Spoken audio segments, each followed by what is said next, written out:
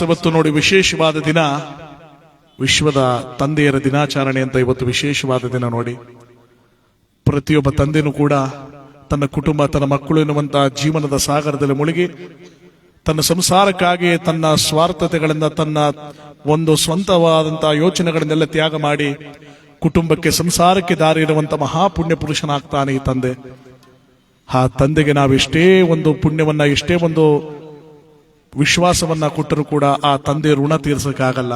ಜಗದೊಳಗೆ ತಂದೆ ತಾಯಿಗಳ ಮಹತ್ವ ದೊಡ್ಡದು ಅಂತ ಹೇಳ್ತಾರೆ. ಇವತ್ತು ವಿಶ್ವದಲ್ಲಿ ತಂದೆಯ ದಿನಾಚರಣೆ ಆಚರಿಸುವಂತಹದ್ದು. ನಮ್ಮ ಶ್ರೀಯುತರಾದಂಥ ನಾಗರಾಜರವರು ಮನೆಗೆ ತಂದೆಯಾಗಿ ಬದುಕಿದವರು, ಮಕ್ಕಳಾದಂಥ ಸುನೀಲ್ ಕುಮಾರ್ ರವರು, ಹನೀರ್ ಕುಮಾರ್ ರವರು ತಂದೆಯ ಒಂದು ಪುಣ್ಯ ಕಾರ್ಯವನ್ನ ಭಕ್ತಿಯುತವಾಗಿ ವಿಶೇಷವಾಗಿ ಗ್ರಾಮದಲ್ಲಿ ನಡೆಸ್ತಾ ಇರುವಂತಹದ್ದು. ಈ ತಂದೆಯ ದಿನಾಚರಣೆಯ ಒಂದು ದಿನದಂದು ತಂದೆಯನ್ನ ವಿಶೇಷವಾಗಿ ಹೊಗಳುವಂತ, ವಿಶೇಷವಾಗಿ ಅವರನ್ನ ನೆನೆಸಿಕೊಳ್ಳುವಂತ ಒಂದು ಗೀತೆಯನ್ನ ನಾವೆಲ್ಲರೂ ಕೂಡ ತಂದೆಯಂದರಿಗೆ, ವಿಶ್ವದ ತಂದೆಯರೆಲ್ಲರಿಗೂ ಕೂಡ ಸಮರ್ಪಣೆ ಮಾಡ್ತಾ ಕಾರ್ಯಕ್ರಮ ಮುಂದೆ ಬರೋಣ.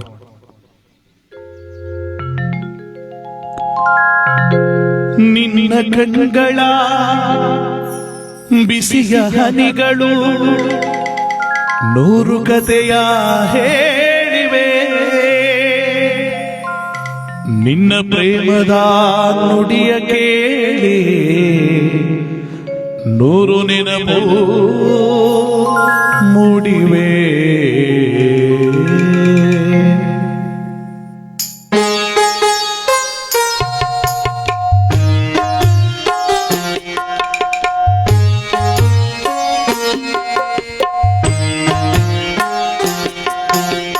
ನಿನ್ನ ಕಣ್ಗಳ ಬಿಸಿಯ ಹನಿಗಳು ನೂರು ಕಥೆಯ ಹೇಳಿವೆ, ನಿನ್ನ ಪ್ರೇಮದ ನುಡಿಯ ಕೇಳಿ ನೂರು ನೆನಪು ಮೂಡಿವೆ.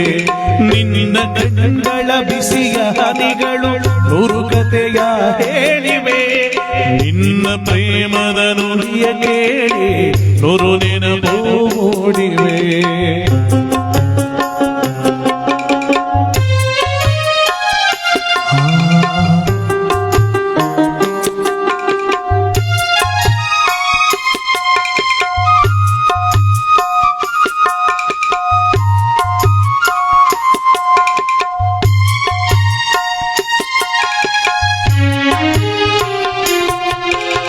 ತಂದೆಯಾಗಿ ತಾಯಿಯಾಗಿ ಮಮತೆಯಿಂದ ಬೆಳೆಸಿದೆ,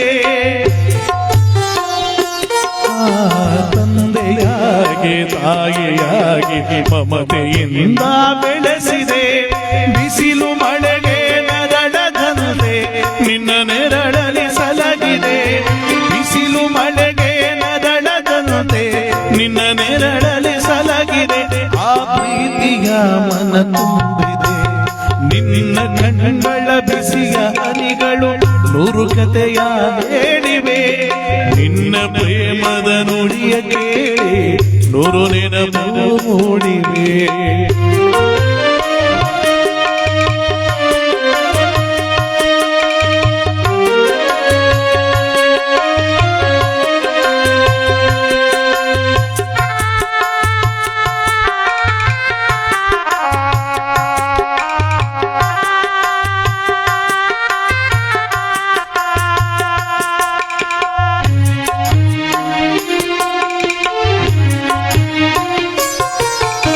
ಬಳ್ಳಿಯಂತೆ ಹಬ್ಬಿ ನಿನ್ನ ಆಸರೆಯಲ್ಲಿ ಬೆಳೆದೆನೋ,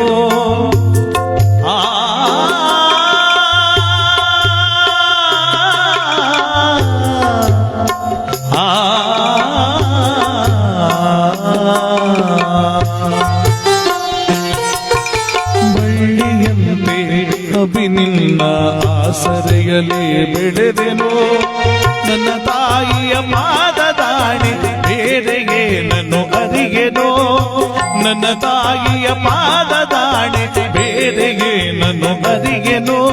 ನೀನೆ ನನ್ನ ದೇವರು, ನಿನ್ನ ಕಣ್ಗಳ ಬಿಸಿಯ ಹನಿಗಳು ನೂರು ಕಥೆಯ ಹೇಳಿವೆ, ನಿನ್ನ ಪ್ರೇಮದ ನುಡಿಯ ಕೇಳಿ ನೂರು ನೆನಪು ಮೂಡಿವೆ.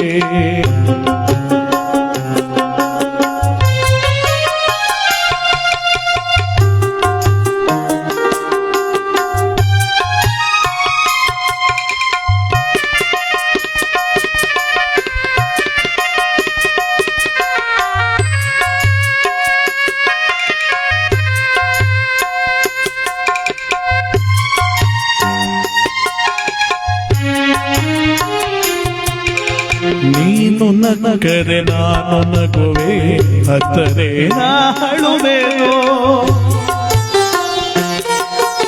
ನೀನು ನಗರೆ ನಾನು ನಗುವೆ, ಅತ್ತರೆ ನಾ ಅಳುವೆನೋ. ನಿನ್ನ ಉಸಿರಲ್ಲಿ ಉಸಿರು ಬೆರೆದಿರೆ ನಿನ್ನಲ್ಲೊಂದಾಗಿರುವೆನೋ. ನಿನ್ನ ಉಸಿರಲ್ಲಿ ಉಸಿರು ಬೆರೆದಿರೆ ನಿನ್ನಲ್ಲೊಂದಾಗಿರುವೆನು.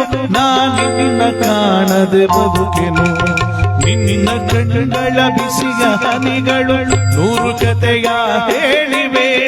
ನಿನ್ನ ಪ್ರೇಮದ ನುಡಿಯ ಕೇಳಿ ನೂರು ನೆನಪು ಮೂಡಿವೆ. ನಿನ್ನ ಕಣ್ಣುಗಳ ಬಿಸಿಯ ಹನಿಗಳು ನೂರು ಕಥೆಯ ಹೇಳಿವೆ. ನಿನ್ನ ಪ್ರೇಮದ ನುಡಿಯ ಕೇಳಿ ನೂರು ನೆನಪು ಮೂಡಿವೆ. ನೂರು ನೆನಪು ಮೂಡಿವೆ. ನೂರು ನೆನಪು ಮೂಡಿವೆ.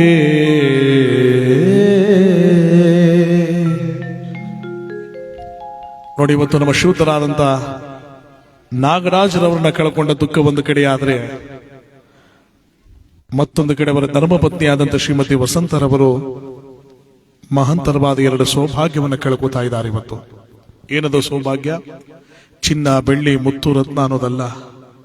ಒಂದು ಗಂಡನೆಂಬ ಆಸ್ತಿ, ಇನ್ನೊಂದು ಹರಿಶಿನ ಕುಂಕುಮ ಶೋಭಿತಳಾಗಿರುವ ಮುತ್ತೈದೆ ಎಂಬ ಆಸ್ತಿ. ಹೆಣ್ಣು ಮಕ್ಕಳ ಜೀವನದಲ್ಲಿ ಮುತ್ತೈದೆ ಸೌಭಾಗ್ಯ ಅನ್ನುವುದು ಮಹಂತರವಾದ ಸೌಭಾಗ್ಯ, ಬೆಲೆ ಕಟ್ಟಲಾಗದ ಸೌಭಾಗ್ಯ ಅಂತ ಹೇಳ್ತಾರೆ. ಯಾಕೆ? ಚಿನ್ನದ ಬಳೆಗಳನ್ನ ಹೆಣ್ಮಕ್ಳು ಸಾಯುವ ಕಡೆಗಾಲ್ ತನಕ ತೊಡ್ಕೋಬಹುದು, ಅದಕ್ಕೆ ಯಾವ ರೀತಿಯ ಒಂದು ನೀತಿ ನಿಯಮ ಅಂತಿಲ್ಲ. ಗಾಜಿನ ಬಳೆಗಳು, ಮುತ್ತೈದೆ ಬಳೆಗಳನ್ನ ತನ್ನ ಗಂಡನಿರುವ ತನಕ ಮಾತ್ರ ತೊಟ್ಟುಕೊಳ್ಳೋದಕ್ಕೆ ಸಾಧ್ಯ. ಅದಕ್ಕೆ ನಮ್ಮ ಶ್ರೀಯುತರಾದ ನಾಗರಾಜರವರು ಸತ್ತ 11 ದಿವಸ ತನಕ, ಅಂದ್ರೆ ಇಲ್ಲಿಯ ತನಕ ತಾಯಿಗೆ ತೊಡಬೇಕಾದ ಬಳೆಗಳನ್ನೆಲ್ಲ ತೊಡಿಸ್ತಾರೆ, ಮುಡಿಸಬೇಕಾದ ಹೂಗಳನ್ನೆಲ್ಲ ಮುಡಿಸ್ತಾರೆ, ಹಚ್ಚಬೇಕಾದ ಅರ್ಶಿನ ಕುಂಕುಮ ಎಲ್ಲವನ್ನು ಕೂಡ ಹಚ್ಚಿಸ್ತಾರೆ. 11 ದಿನ ಕಳೆದ ಮೇಲೆ, ಅಂದ್ರೆ ಈ ದಿನ ಕಳೆದ ಮೇಲೆ ಆ ಮಹತಾಯಿ ಯಾವ ಸೌಭಾಗ್ಯವನ್ನು ಕೂಡ ಪಡ್ಕೊಳ್ಳಕ್ಕಾಗಲ್ಲ. ಒಂದು ಕಡೆ ತನ್ನ ಗಂಡನನ್ನು ಕಳ್ಕೊಂಡೇ ಅಂತ ಹೇಳಬೇಕು, ಇಲ್ಲ ಪರಮಾತ್ಮನನ್ನು ಮುತ್ತೈದು ಸೌಭಾಗ್ಯವನ್ನು ಕಿತ್ತುಕೊಂಡ ಅಂತ ಹೇಳಬೇಕು. ತಡೆಯಲಾರದ ನೋವು ತಾಯಿಯ ಜೀವನದಲ್ಲಿ ಶಾಶ್ವತವಾಗಿ ಕೊಟ್ಟುಬಿಟ್ಟ. ಮುತ್ತೈದೆ ಸೌಭಾಗ್ಯವನ್ನು ಕಳ್ಕೊಂಡು ದುಃಖದ ಹೊಳೆಯಲ್ಲಿ ಮುಳುಗಿರುವಂತ ಶ್ರೀಮತಿ ವಸಂತರವರಿಗೆ ಒಂದು ಮುತ್ತೈದೆ ಗೀತೆಯನ್ನು ಅರ್ಪಿಸ್ತಾ ನಮ್ಮ ಕಾರ್ಯಕ್ರಮ ಮುಂದೆ ಬರೋಣ. ಸಾವಿನಾಚೆಗೂ ನಾರಿತಾನೋ, ಸಾವಿನಾಚೆಗೂ ನಾರಿತಾನೋ, ಬಯಸುವ ಮಹಸಂಭ್ರಮ.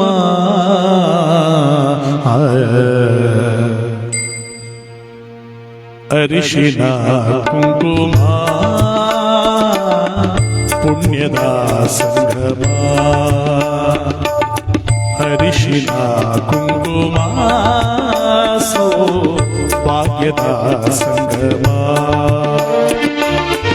ಸಾವಿನಾಚೆಗೂ ನಾರಿತಾನೋ, ಸಾವಿನಾಚೆಗೂ ನಾರಿತಾನೋ, ಬಯಸುವ ಮಹಸಂಭ್ರಮ.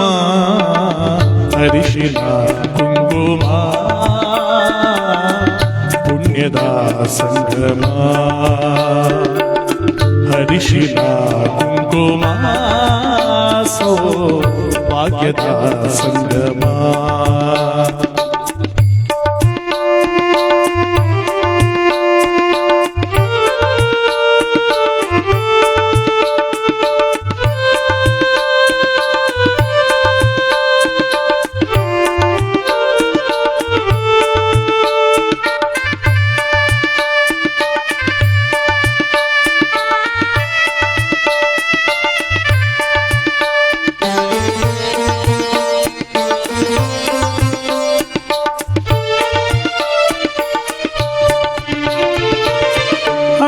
ಕುಂಕುಮಹೂ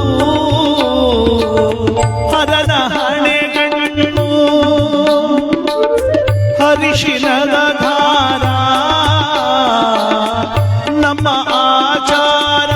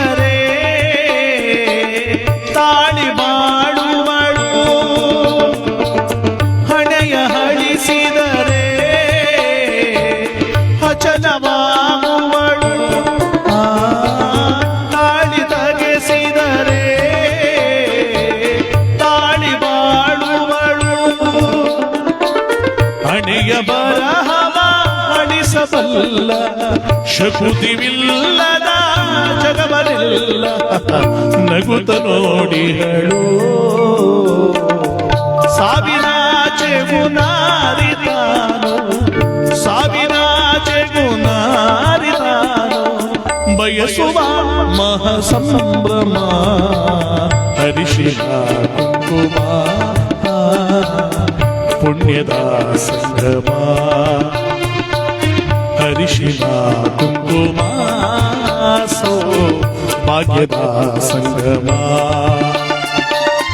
ಸಾವಿರಾಚೆಗೂ ನಾರಿತಾನು ಸಾವಿರಾಚೆಗೂ ನಾರಿತಾನು ಬಯಸುವ ಮಹಾಸಂಭ್ರಮ ಹರಿಶಿಲ ಕುಂಕುಮ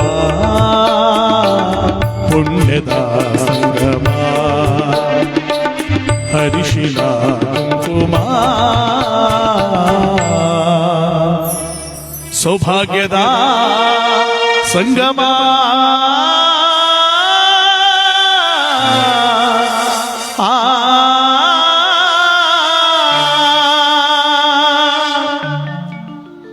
ಮುತ್ತೈದೆ ಸೌಭಾಗ್ಯವನ್ನು ಕಳ್ಕೊಂಡಿರುವ ಮಹತಾಯಿಯಾದಂಥ ಶ್ರೀಮತಿ ವಸಂತರವರ ಜೀವನದಲ್ಲಿ ಆ ಪರಮಾತ್ಮ ನೆಮ್ಮದಿಯನ್ನ ಸಂತೃಪ್ತಿಯಾದ ಜೀವನವನ್ನು ಕೊಡಲಿ ಹರಸಲಿ ಅಂತ ನಾವೆಲ್ಲರೂ ಕೂಡ ಭಕ್ತಿಯಿಂದ ಬೇಡ್ತಾ ಇಲ್ಲಿ ನಮ್ಮ ಕಥೆಯ ಭಾಗದಲ್ಲಿ ಮಾಯ್ಕಾರ ಮಾದಪ್ಪನಾದವನು ಬೇಡದಗುಪ್ಪೆಳಿ ತನ್ನ ಮೊದಲ ಜಾತ್ರೆಯನ್ನು ಕೇಳಿಕೊಂಡವನು ಬೇಗೂರು ಮುಖಾಂತರವಾಗಿ ಅರೆಪುರದ ಗ್ರಾಮದ ಮಾರ್ಗವಾಗಿ ವಿಶೇಷವಾದಂತ ಪುಣ್ಯವಾದ ಕರ್ನಾಟಕ ರಾಜ್ಯದಲ್ಲಿ ಶಿವನ ದೊಡ್ಡ ದೇವಸ್ಥಾನ ಇರುವ ಸ್ಥಳದ ಕಡೆ ಬರ್ತಾ ಇದ್ದಾರೆ.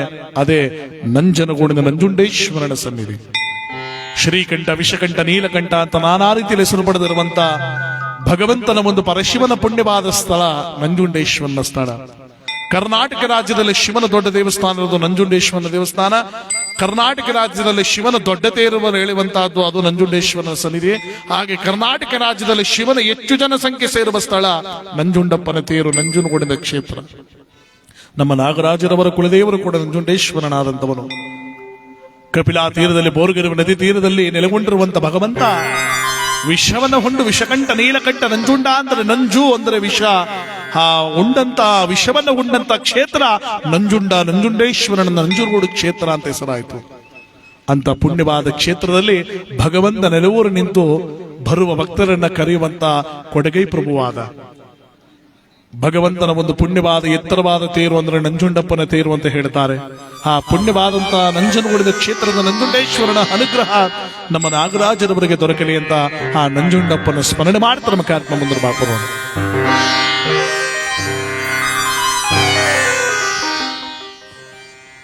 ಲೋಕವನ್ನುಳಿಸಲು ವಿಷವನ್ನು ಕುಡಿದ ನಂಜುಂಡೇಶ್ವರನೇ, ಲೋಕವನ್ನುಳಿಸಲು ವಿಷವ ಕುಡಿದ ನಂಜುಂಡೇಶ್ವರನೇ, ಗತಿ ನೀನೆಂದರೆ ಓಡುತ್ತ ಬರುವ ಕರುಣಾ ಸಾಗರನೇ, ಗತಿ ನೀನೆಂದರೆ ಓಡುತ್ತ ಬರುವ ಕರುಣಾ ಸಾಗರನೇ. ಶ್ರೀಕಂಠ ವಿಷಕಂಠ, ಶ್ರೀಕಂಠ ವಿಷಕಂಠ.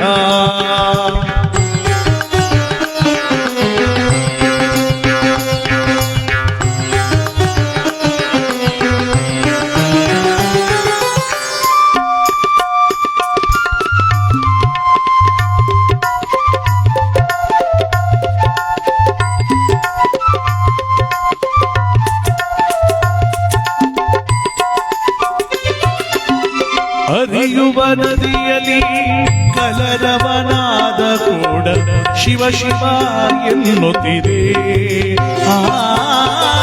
ಅರಳುವ ಸುಮದಲ್ಲಿ ನಲಿಯುವ ಕಮಲವು ಶಿವನಾಮ ಹಾಡುತ್ತಿದೆ. ಬೀಸುವ ಗಾಳಿಯು ಪರಿಮಳ ಚೆಲ್ಲುತ್ತ ನಿನ್ನಲ್ಲಿ ಸ್ಮರಿಸುತ್ತಿದೆ, ಬೀಸುವ ಗಾಳಿಯು ಪರಿಮಳ ಚೆಲ್ಲುತ್ತ ನಿನ್ನಲ್ಲಿ ಸ್ಮರಿಸುತ್ತಿದೆ. ಶ್ರೀಕಂಠ ವಿಷಕಂಠ, ಶ್ರೀಕಂಠ ವಿಷಕಂಠ.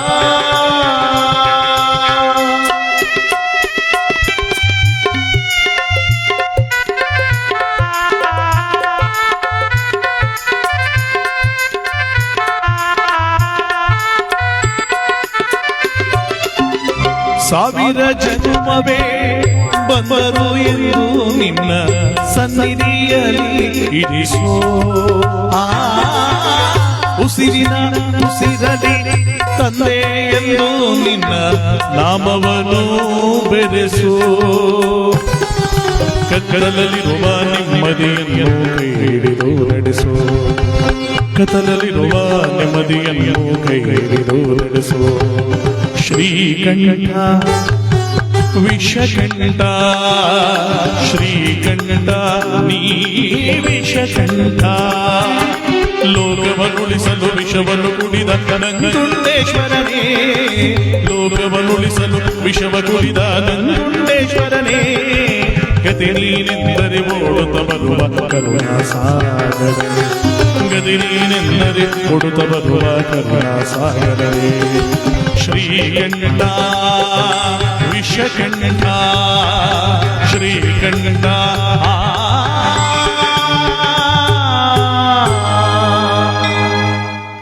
ವಿಷಕಂಠ